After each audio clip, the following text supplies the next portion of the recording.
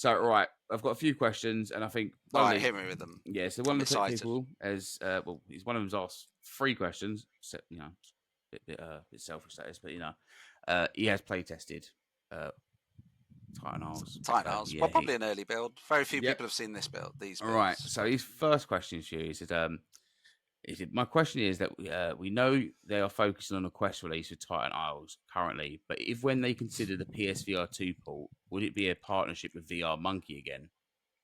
Oh, that's a good question. Love VR Monkey, love Pedro, I love the whole team, right? Pedro's so lovely. There's nothing, and I've hung out, I've spent plenty of time in the team. We have nothing but good words to say about each of this, and I want to carry on working with them. I don't know what we're doing with Titan Isles. I'll be absolutely honest. We are definitely bringing it to PlayStation VR 2. We've announced that we're definitely doing it. I want to do. My heart says to do that ASAP. We are under no. I think there's a lot of things about meta stuff that I don't understand, but we are under no contract. Yeah, I think a lot of people think when you release on Meta and things like that first, they think it's you're contracted to it. I think they paid you off. I don't know what this not whole at all. is. No, I am unaware of anybody in a contract like that with Meta. So, and as far as I'm aware, that's been for a long time. So I don't know whether. I mean, maybe there are for reasons just I don't people understand. Speculating stuff, sadly, sometimes. Yeah, I think it's mostly speculation. I think I am unaware of anybody, and please prove me wrong if you're a developer out there and you are. Yeah. But I'm unaware of any contract that their default contracts don't include exclusivity, and neither have PlayStation's for ages. There are probably scenarios, and I can imagine them, where it's like they're funding everything, or they're where it's a whole different kettle of fish. But like the average people that are co-funding or partnering with them or whatever, there is no exclusivity. I can bring out on any platform. That's slightly different from why you would do Quest first is a big deal. All right, and I can tell you why I would do Quest first is because Quest is the most difficult platform to do it for, to be performant and to get working on what is a mobile device with the biggest user base. All right, period. Yeah. It's the most challenging, and it sort of ends up by default being the lowest common denominator of challenge. All right, so unless it's very, very difficult to make a PC game with a 4090 or a 2080 or focusing on a PlayStation Pro version and then put it on a Quest, because you've set a benchmark that's so high typically. I suppose that's what Arcanage are going to be experiencing. Yeah, and it will be very, very, very difficult for them. I mean, Arcanage developers are outstanding, and I'm sure that they will do a credible job. But it's really, really difficult to, you'll have less memory. You'll have you make the game and you've got like almost unlimited CPU usage because you've got 8 cores minimum, and you've got like 3 point whatever gigahertz per core and all of this type of thing. And a PC runs at so many, forget the megahertz, it's got so many more math control units, and and you've got almost unlimited thermals because you've got it's in a box with fans, and you've got all those, and there's a wattage power supply of 1,000 watts typically, minimum nowadays. It's like all these type of things, and the things you can do on that are not in the same universe as a thermal controlled, low CPU, the Quest can do a lot. But there are things, again, technical things inside Meta. The thing I want them to do is solve the full screen ambient occlusion, full screen bloom, full screen. These are the first things that you turn on the PC version. Yeah. Right? But it's a lot easier to make things. I mean, arguably, you make all the textures at high resolution and all the objects at high resolution. That's the easy stuff. But it's a lot easier to go from a technically performant thing to the PC. The challenge then comes is what do you, and you can probably answer this for me, and it'd be nice. Like, how much time then do you spend on upgrading it to make it look prettier, better? New objects. Do you redo all the characters? Do you redo all the things? Do you spend more money for the PC, which got a quarter of the audience, and that's tough for a developer because they're probably not got the money. I mean, we haven't. We've got, like, I can tell you, we are running to nothing. Right, we are going to £20 in his pocket, and that's it. Yeah, we have spent everything we've got,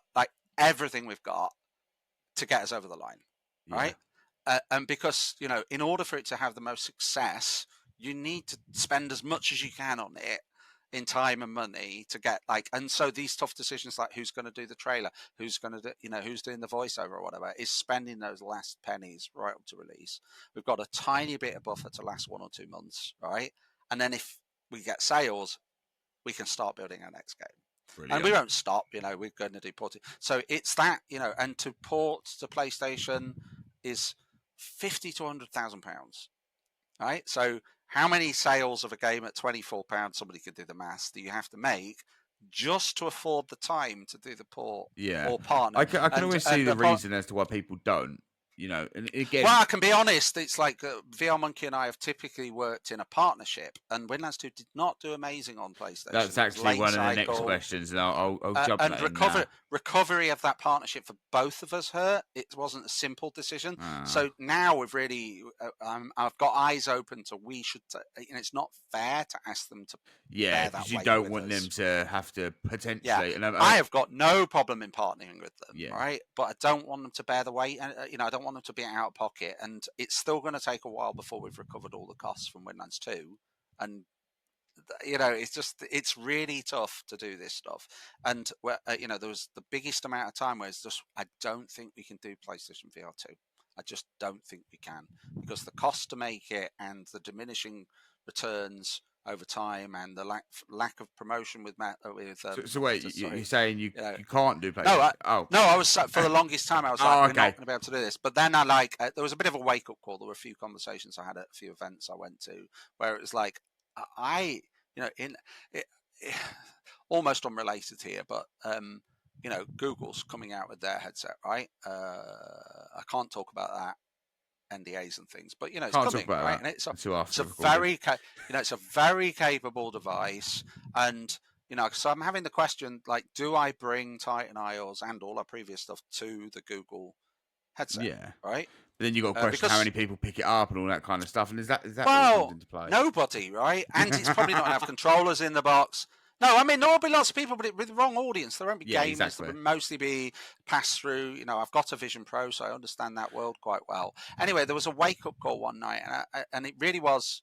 I don't want to name the names, but I'm in a room with 25 CEOs of the top games on the Quest store, right?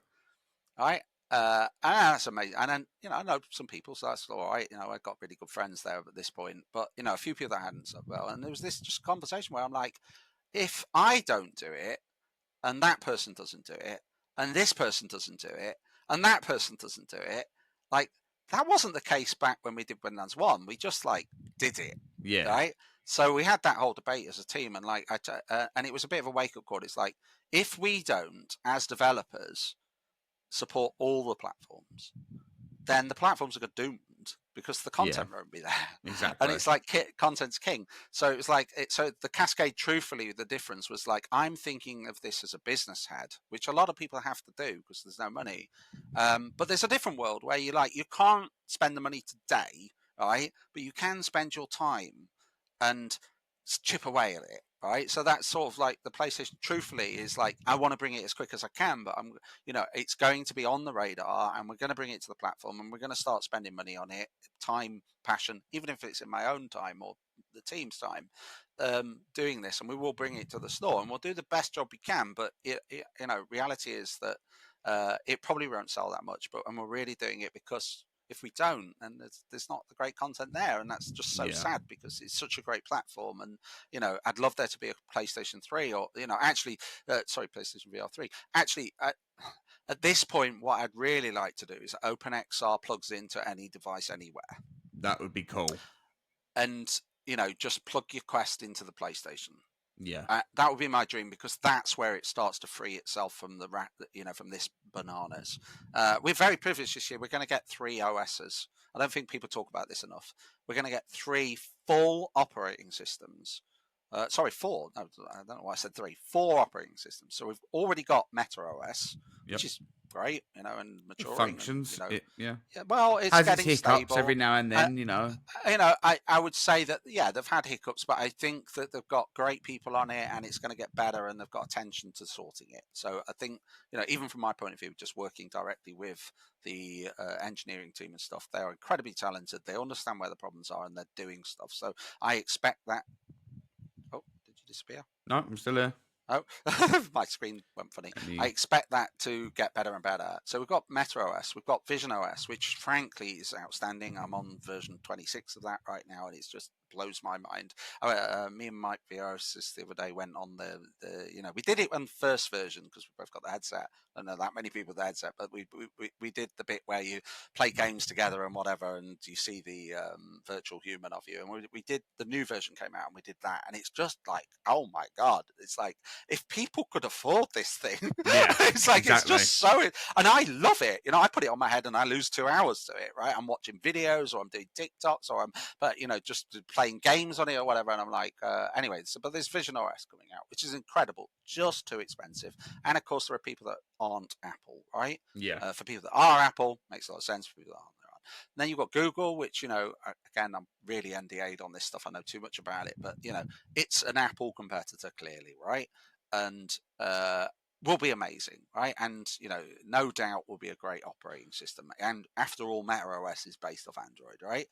It's going to be an amazing operating system. It will be OpenXR out of the box. All of this is public. You know, it will run as well as a Quest, right? And it will have the benefit of like the Android store stuff and all those things. That's all public, right? So great. And then, of course, we've got Valve, which again I can't really talk too much about, but you know, Valve are bringing out an operating system in VR. He can't talk too much about it.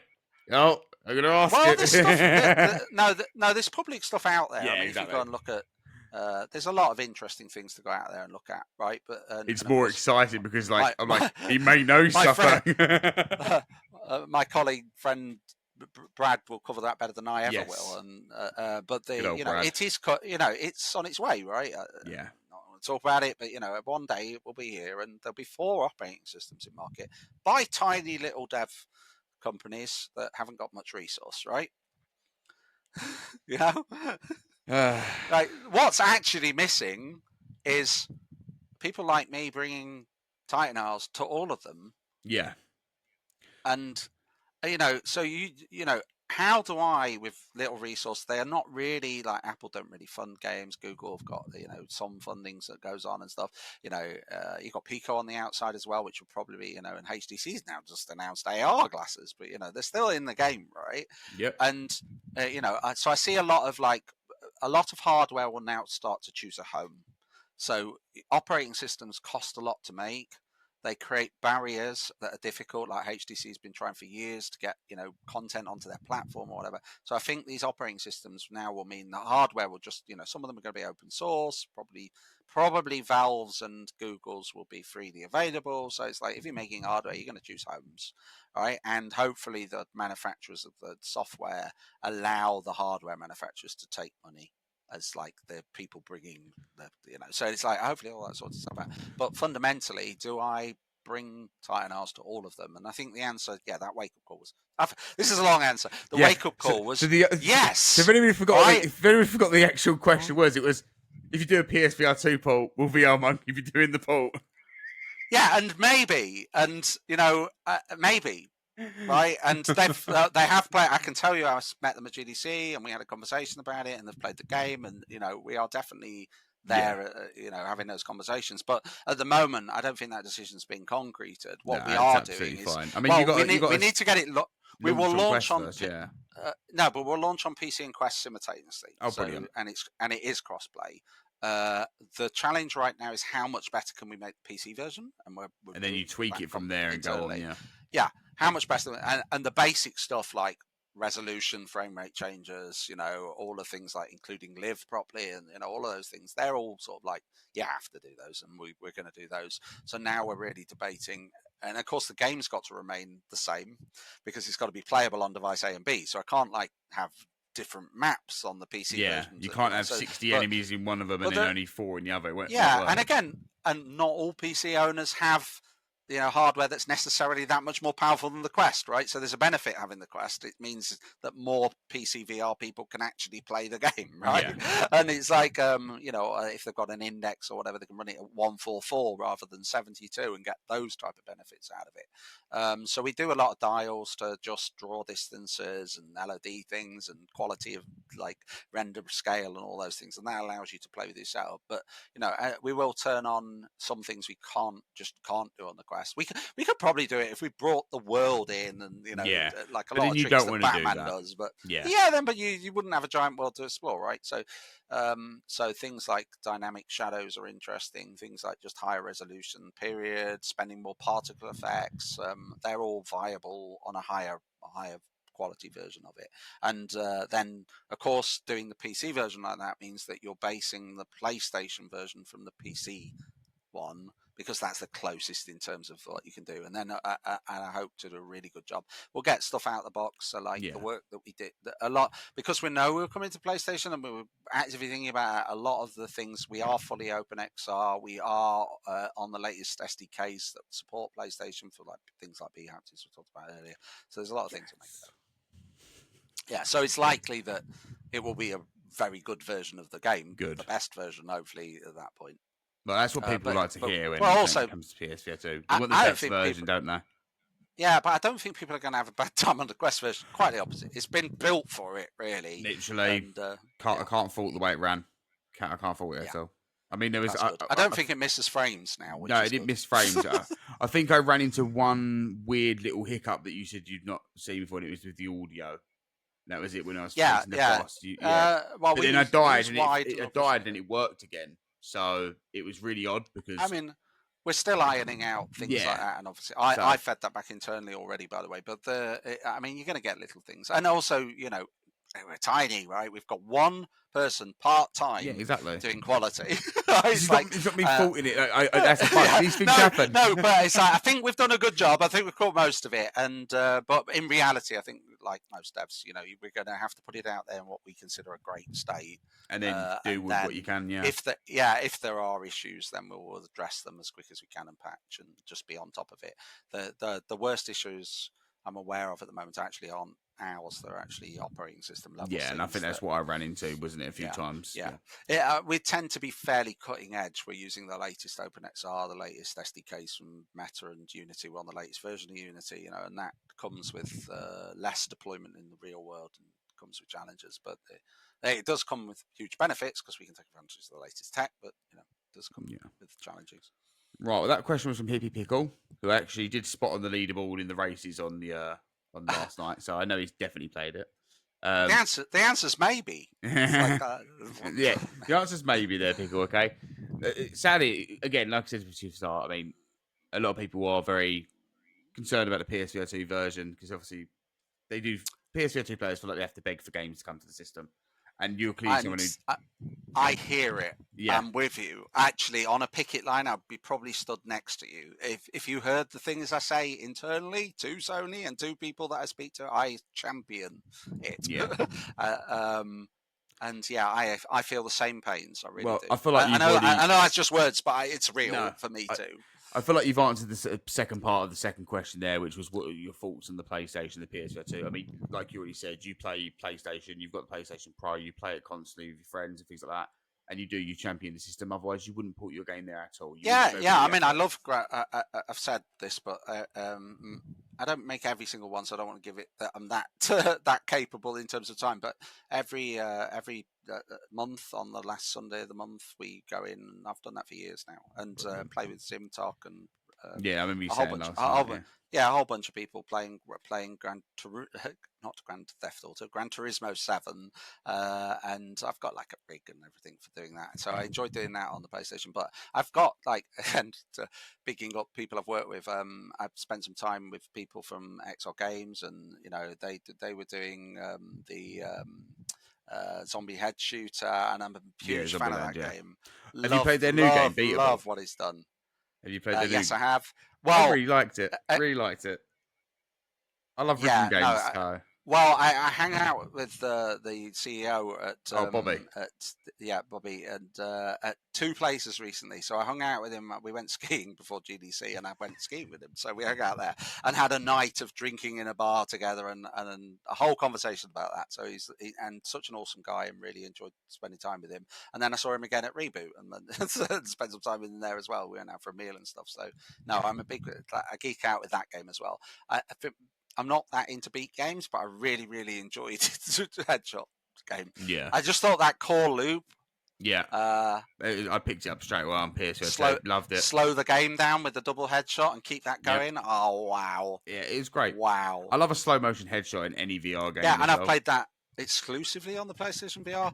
Yep, and then because it's just so much better on that. I think he spent so much more money on it, bringing it to that platform. I don't know whether he did a deal with Sony or whatever, but it was really, really, really good on that platform. Yeah, it was great. And then, I don't know, there's so many games now. No Man's Sky, I played a lot on there. I've played...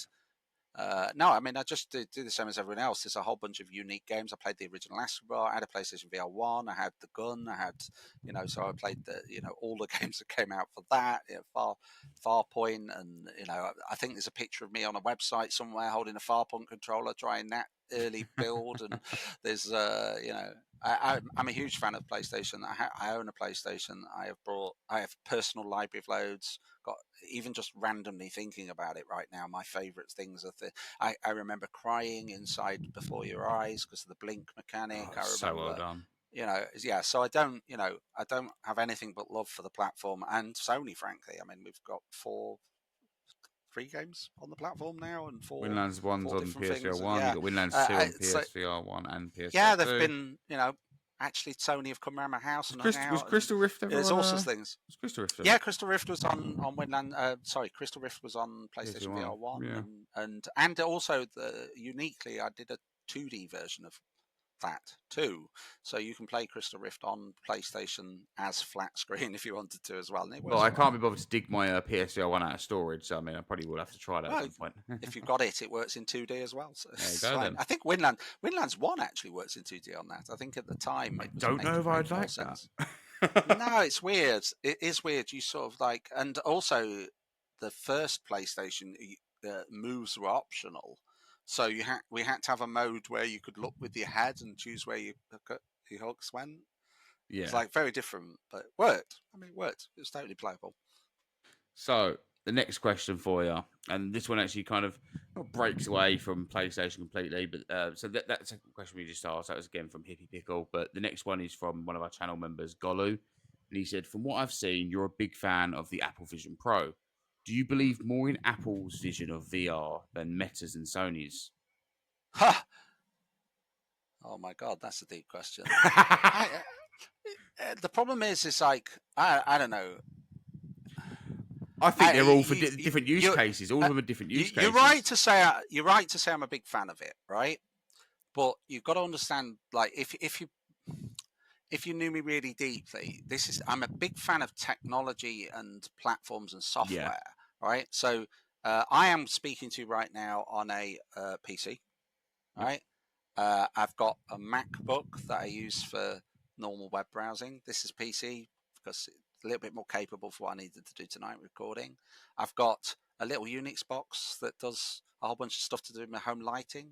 I've got a PlayStation, an Xbox, and a Switch 2 right now currently, and for that matter, a Game Boy Advance Crystal that I've upgraded an IPS screen. I've got like Apple stuff in the house. I've got like Android stuff in the house. I've got like, I and that's been my history. I'm not a fanboy at all, right? No. As a person, right? Quite the opposite, actually. I've actually got an Android tablet and an Apple one and stuff. So I find it amusing. I am a fan of the Vision Pro, and I tell you why. I've not had the chance to try one, sadly. Come around the house, Reece. I might take you up on that. Yeah, well, do it. Just drive down. We'll go for a drink or food or something.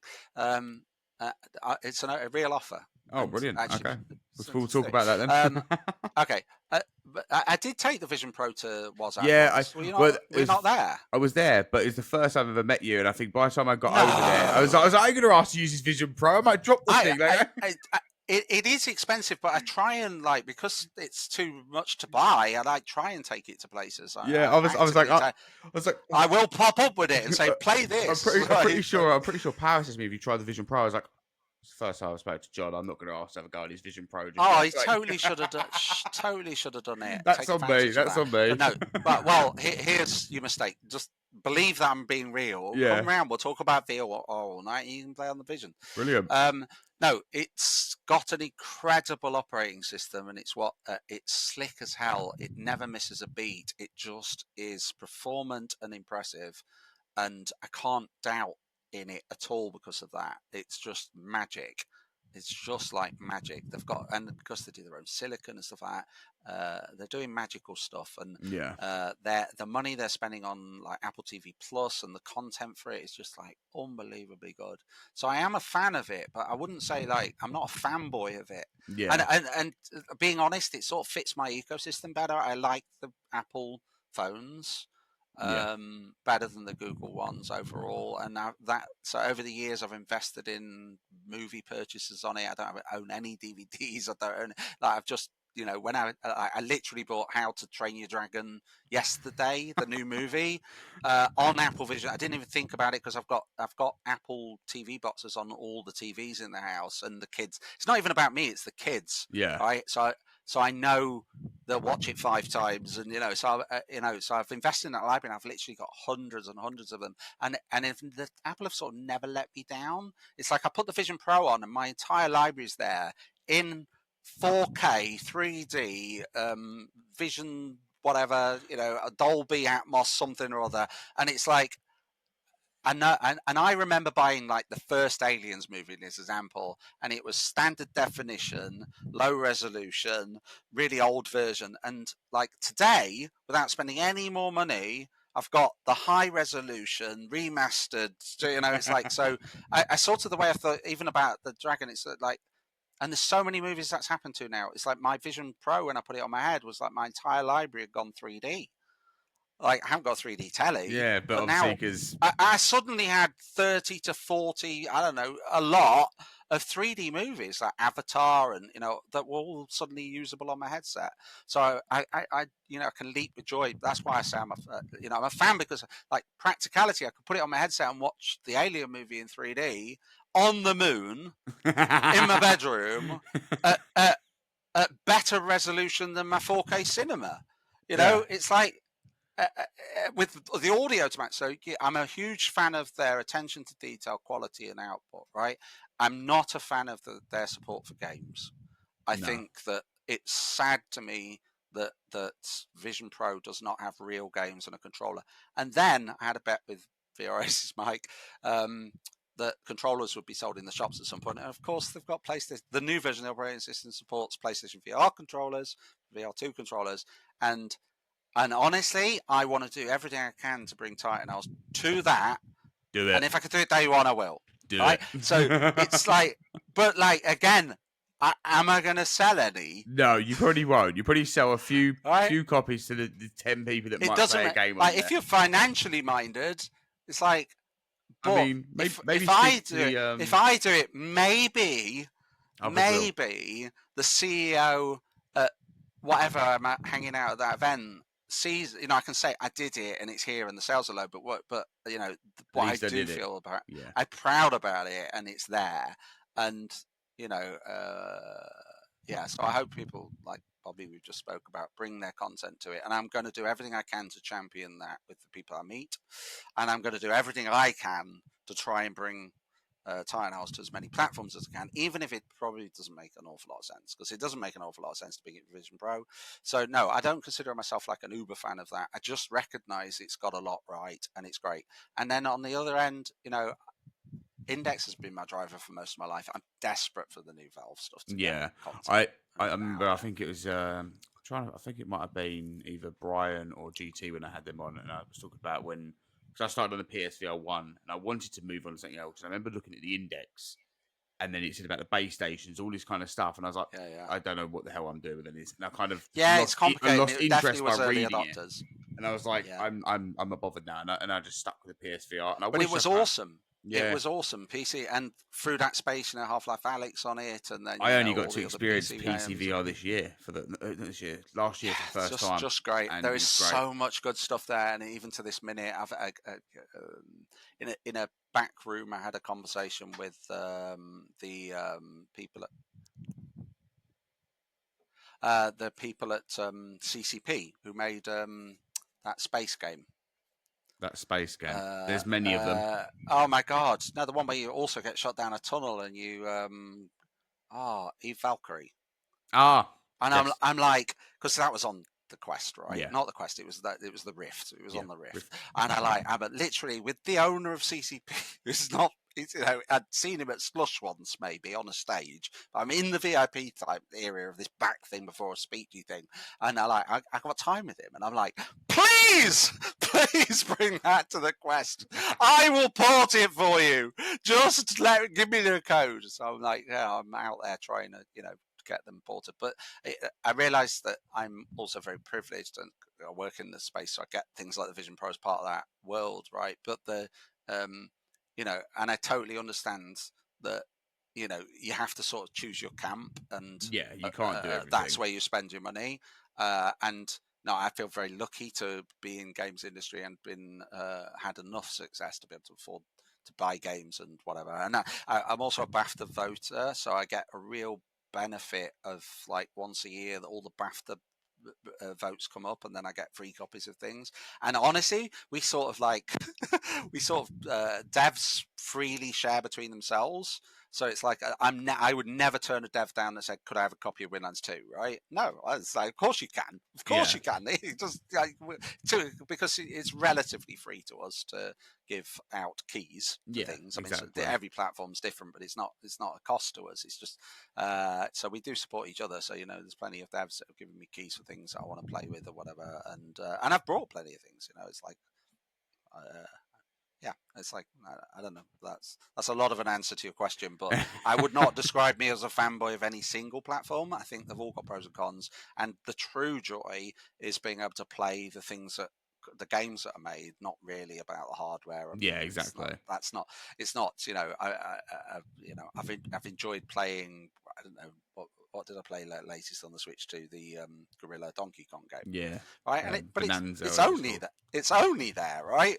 Can't play it anywhere else. So I don't have a Switch 2, and that's the only thing I want to play on the Switch 2. But again, and it's been great. I didn't play. I bought a Switch, the first Switch, and I didn't play it enough to kind of justify buying a Switch 2. So I was like, I'm not going to.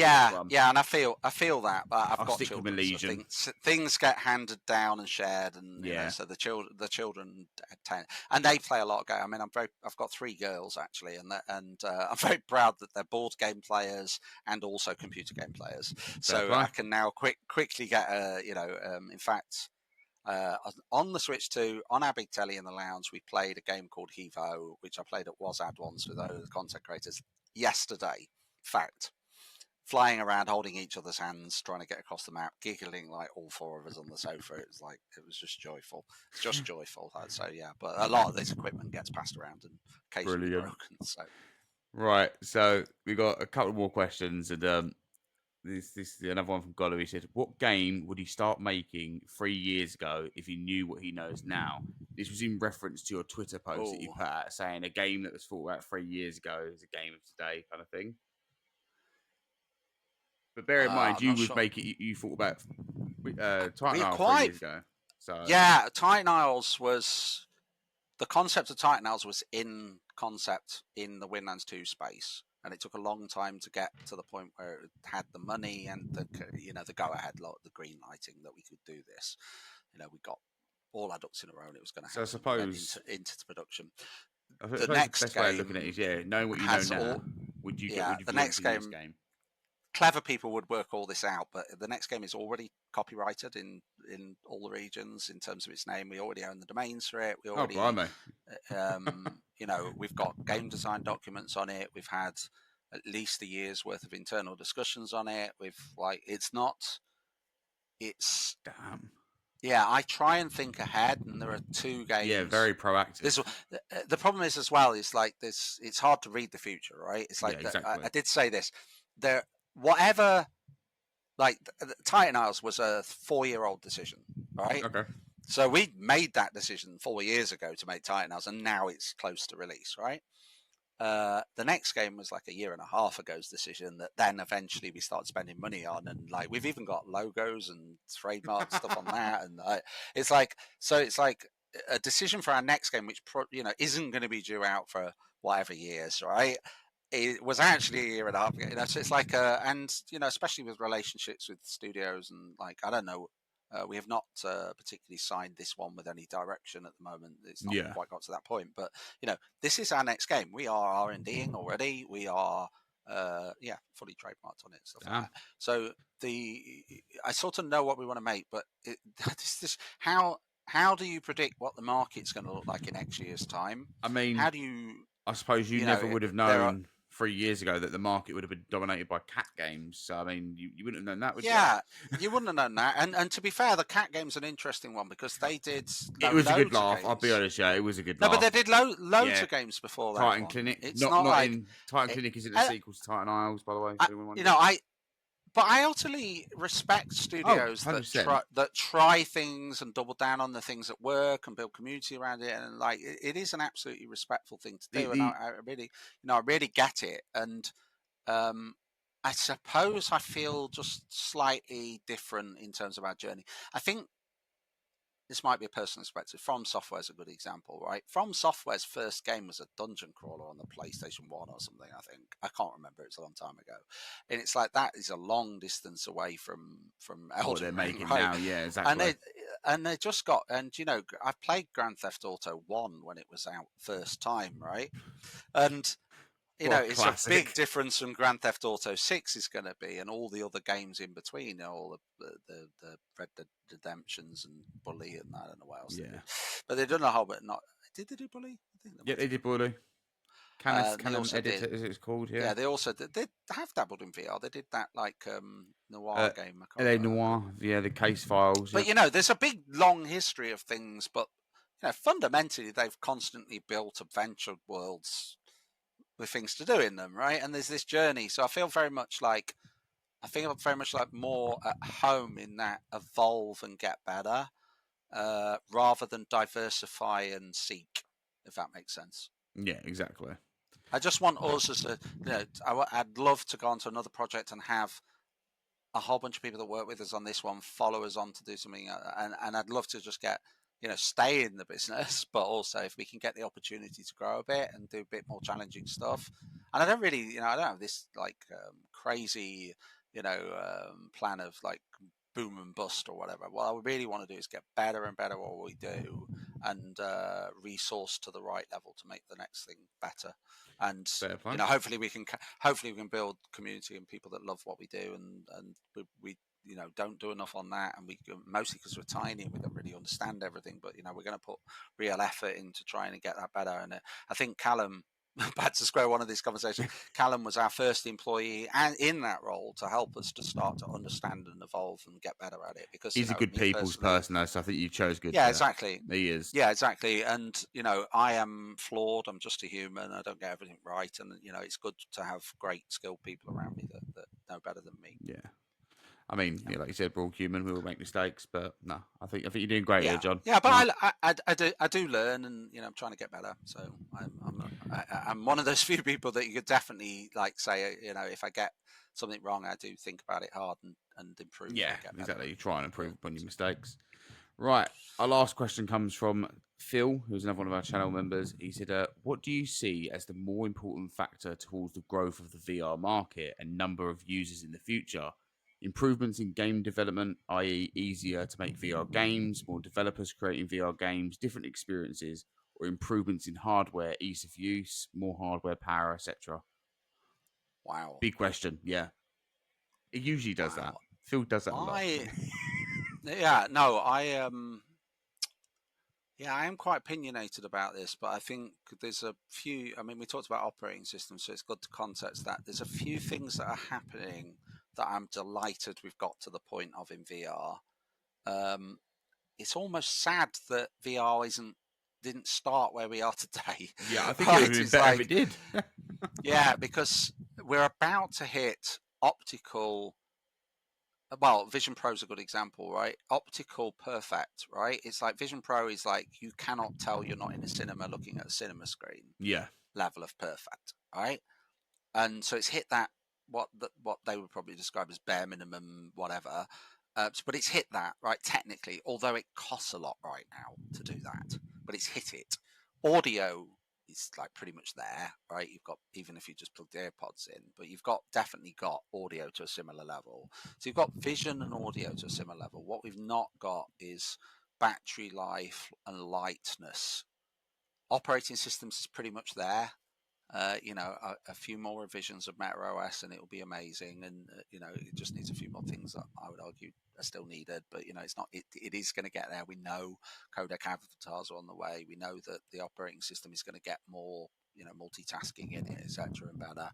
So that's coming. Vision Pro's cracked a lot of that already. So it's like this utopia moment, in my opinion, where we've crossed is the art of possible. Now it just needs to be all day wearable and light. Yeah. I would argue plug in or plug out is an important factor. I don't mind a puck as short term. I'd rather have a light headset with a puck in my pocket for a bunch of reasons, honestly. I think it's a decent idea, the park. I don't think it's necessarily too bad. I mean, if the Vision Pro took all its weight and battery and everything into the puck, the Vision Pro would be quite a light device. Yeah, right? probably more It's comfortable. like, why not put more of the stuff in the headset in the puck? Because I don't care about the puck. I'm sticking it in my pocket and there's a small wire. Because for me, the wire isn't the problem. Being tied to something was the problem. Yeah, it's like you've got tension. You can always pull it away. Yeah, being tied to a PC was the problem. Not actually this. No. All right. I've sat here for 2 hours now Yep. with a wire hanging off me. I can't move anywhere, right? And the wire doesn't bother me. It's like just put the weight in my pocket or on a belt or around my neck, or just get it off my face. Where it does feel like everything's kind of getting to that point where they're like, oh, we'll make an extended battery. We'll make this. And it's like the headset goes from one weight to another thing. You're like, you get to the point where you can get head straps the same weight as a headset, and you're just gonna like having your neck like this while you're playing VR. Yeah, and it was interesting timing because Meta just literally showed a very high nits device. Yes. And they also showed a very high field of view device. It's just interesting conversations there. And then I went to Meta Connect last year, so I stood out in the sun in the Meta's head office thing and looked at Orion breakdown, which I've got a picture of. I should share that. But it's like Orion broke into tiny little bits, and like the waveguides and all the CPUs and cameras and everything. I stood there way too long, thinking, bloody hell. Yeah, exactly. It's like, Orion did look cool to me. Even just with my eyes trying to understand where the wires were going, just on this little tiny little component that was an 8K camera feed or something. Right? It's like, no. So I think technology wise in hardware, I actually think the technology is, not even very long ago, but over the last year, Vision Pro onwards, probably even getting flat optics and it's just gone over the hurdle of the possible. Is done. The minimum viable awesome device that has never existed is close, really close. It's still not here, all right? Where it's got full optical range, flat pancakes, high nits, high CPU and GPU quality, all day wearing battery capability, even if it's plugging another battery pack into the puck or whatever, but all day wearability with comfort of just put it on your head like a pair of glasses is not here yet, right? I cannot buy that device and it won't plug into every single piece of equipment I've got. I can't plug it into my PlayStation. I can't plug it into my phone to watch a virtual screen.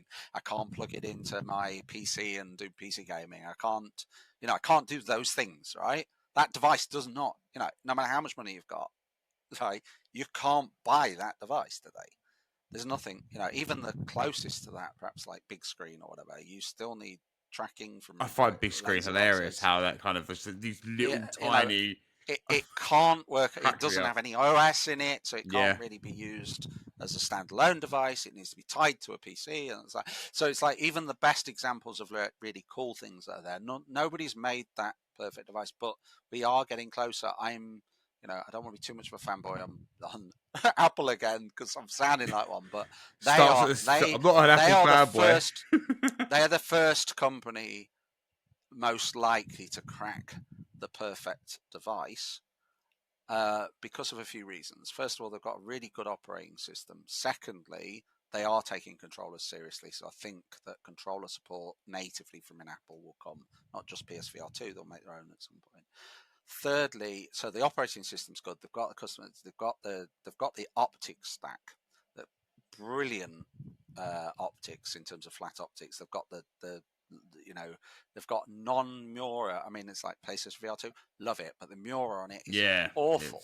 I had a technical conversation with somebody at high up in Meta about Mura and how that they take a digital screenshot of they can take a digital screenshot of the Mura and they can create a shader to do like the opposite effect, like noise cancelling version of Mura. Oh, okay. And then do that in the pipeline and it's fixed to the device. So it cancels out the poor quality of the different pixel colors.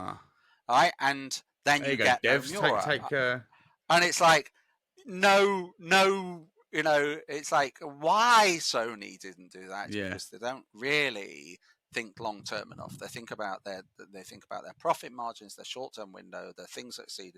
They're almost doing the wrong thing. I almost would argue Meta sometimes do this as well. Is they're so fixated on the qualitative that they miss the point of long term investment and constant improvement benefits over time. And, I could point at 1,000 things that took years to evolve into an electric car. All right. And it's like, and if somebody had given up because horses were too expensive to feed, we probably wouldn't be where we are today. Yeah, it's a valid point. So back to my point, it's like we've got to, we've all got to play a part in that. So I need to bring the software to all the platforms to play my little part in the bigger picture. Because fundamentally that's where the magic really comes from. It's like when lots of people work together to get things solved. So no, I think the perfect device is very close. I think that it's definitely in the labs, and I think one day very soon, I'd actually bet on two people getting it right. Valve is going to show us something that other people have not done, and it will be the closest to perfect that we'll have seen yet. And the other people that will get it right is there will be a lower cost, lighter, more wide audience capable, purchasable Vision Pro. Yeah, I think that's when I'll probably dive into it. To be fair, I think. Well, I'll wait for the third version. I mean, this is nothing new with Apple, right? It's like by the time they get to the third version, everybody will want one, and their glasses will appear. But to be fair, I think the Vision Pro is such a lovely looking device. Like, I genuinely like the look of it. Yeah. I know a lot of people criticize the look of it, but for me, I just think it's again, a fanboy's really going to get bad about this, but it is definitely the best operating system out there for VR, and it's definitely the best device out there in terms of its capabilities right now. Because again, this is why I think Apple might do it. They make their own chips, and it's an M2, and even in the shops they're selling M5s now. So it's they can bang a better chip in there. That's not a problem, right? As you make it, as you open it up, you just put the new chip in. That's it. Just updates it. But I'm sure it's not quite as simple as that. But yeah, there's a lot more. You can imagine that there's a version of changing a CPU and a motherboard. But you can imagine a version of with the same operating system that is an M7 with a GPU and AI cores written specifically. You can imagine that's all because it takes years. Again, we talked about decisions like that we witnessed today. Like, we started deciding our next game a year and a half ago. Apple is already on the path 2 years ago. They are very innovative as well, right? They've always have been. They're very innovative as a company, and I think I'm loving what they're doing.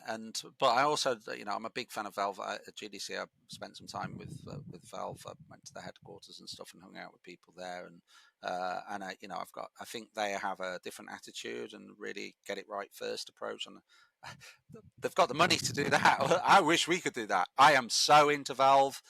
Into testing and the processes and they do, and I just like the only thing that we don't have is unlimited cash flow because I would do ready when it's ready and and a lot more testing on what I suppose the other question really to ask then is when you went to Valve, did you ask them when they're finally going to make a native Portal VR game? Nah, do you know what? There was I've seen stuff Yeah, there's on one on Half-Life Portal. Alyx, isn't there? As a mod at the moment. Yeah, Yeah, that's pretty cool. I don't. That suffers from. It sounds like a great idea, but actually isn't that great in VR. It's a bit like Team Fortress when they first it was put the that on mod the as VK1. well. Like, it sounds like we should put this on it, but actually it's just not well, great. this is why like, I'm not against people modding flat games to VR and all that kind of stuff, but sometimes I'm a bit against the whole thing of like this game is better in VR because I'm like some will run better and play better, but there is certain non-VR games that you're like that doesn't need to be VR. Having said that, Reece, wouldn't another character, like a fifth DLC character for Titan Isles, be quite good if it had a portal gun and it could just like jump in and out of space? Yeah, mate, that would be quite go cool. back to the drawing board. Right, exclusive. They're delaying Titan Isles now to 2026 to get this character in there. Yeah, put the portal gun character. What should we call it? We'll call it GLaDOS. No one will know. Nobody will work Nah, it out. that'd actually be really cool. But no, it's a mod on Half-Life Alyx. Like you put the portal down, you go to walk through the portal, but it wasn't natural. It was almost like you're walking through a screen kind of thing. It felt really weird. No, it's hard to pull off because you sort of need to render. Because I mean, it was you'd have to render the inside of it. Have to render the entire room. Yeah, because you'd have to. It's doable, but it wasn't really that. I'm sure I played a proper PC version of a Portal type game that actually was officially supported. I can't remember anything about it, and it just the whole gameplay design pattern there isn't really designed for. I think for me, I think it's just I want to live in that game. I really like Portal as a game. And I think that's what it is. Yeah. I mean, I'm not immune to this. I have stood inside Grand Theft Auto 5 in VR, and I've stood inside, Aliens Isolation was a great example of like VR implementation. You could hack in with Mother and everything, and it just never quite resonates enough for me to play the full game. Well, talking of mods, and I know this would have been something I would have spoke about quite a bit in the news, but obviously skipping out all that the news this week, the Ready or Not VRO mod. I just want to say, like, right there, that is something I'm absolutely hyped for in terms of. I've known about that a little while because I know. I bet you have. You lucky son of a. I'm really pleased that he's doing it, and it's clearly a passion project. He's a great dude, Mike, and he really is. I consider him a friend. We go out for dinner sometimes. Yeah, sadly I don't know him that well. I would love to.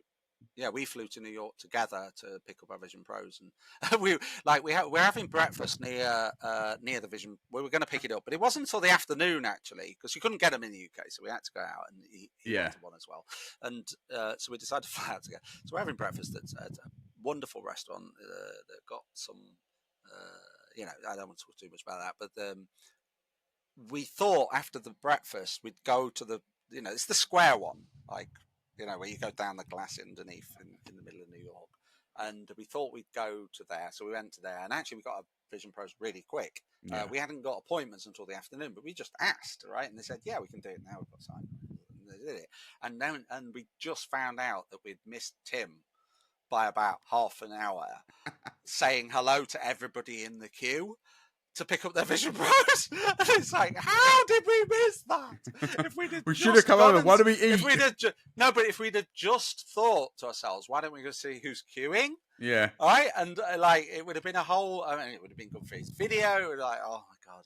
Anyway, it was a short miss. But I love Mike. He's a great person. I had a birthday party recently, and he came to that as well. And bless him. I feel the same about all the VR people, though. I don't want to see Mike out. It's like I think the passion in VR is clear, and I'm very pleased that Mike is doing more on the gaming side. Yeah, that's when I first started getting the chance to speak to Mike, was when he started 2080, because obviously Tactical Assault went under their belt, and that's one of my favourite shooters in VR. And it makes a lot of sense. He's got a lot of passion in VR and helping out others and getting, using his own perspective on how things are done. That was one of the first times I started speaking to him, and I mean, I messaged him straight after the announcement of the Ready or Not thing, and I just messaged him. I think I said like, what the fuck, or something like that, and just like loads of dots, and he just messaged back, and like, even though like usually when I message him, it is usually like, oh, dude, I heard the new update's coming out. We talk a bit about this and all that kind of stuff. Like, I feel like now it's kind of blurring into the line where I'll just message him and have a bit of a laugh, and he'll just go along with it, kind of thing. He's so easy to talk to. He's another person I'd love to get on the podcast. Yeah, he's a good guy. I met him really early on. I think we literally. I said, I remember it so well because it was such a good thing to do. I said, "Have you been on the voyage yet?" And like we sat there at an event, and he said no. And I said, "Oh," he said, literally the Star Wars Void is at the mall on the other side of town. Let's go now, right?" And we said, "Well, yep, all right." And we jumped in a taxi, went over, booked tickets on the way, like on the phone, and played Star Wars Void together, me and him, and did all the experienced the heat and crossing the thing and meeting Darth Vader and everything. So yeah, no, that's just like it's awesome. Yeah, And, no, I I have messaged him to ask him to come on here as well to talk about all the game stuff because again he's well, he's a passionate guy. He definitely exactly knows his that. Stuff, that's for Yeah. sure.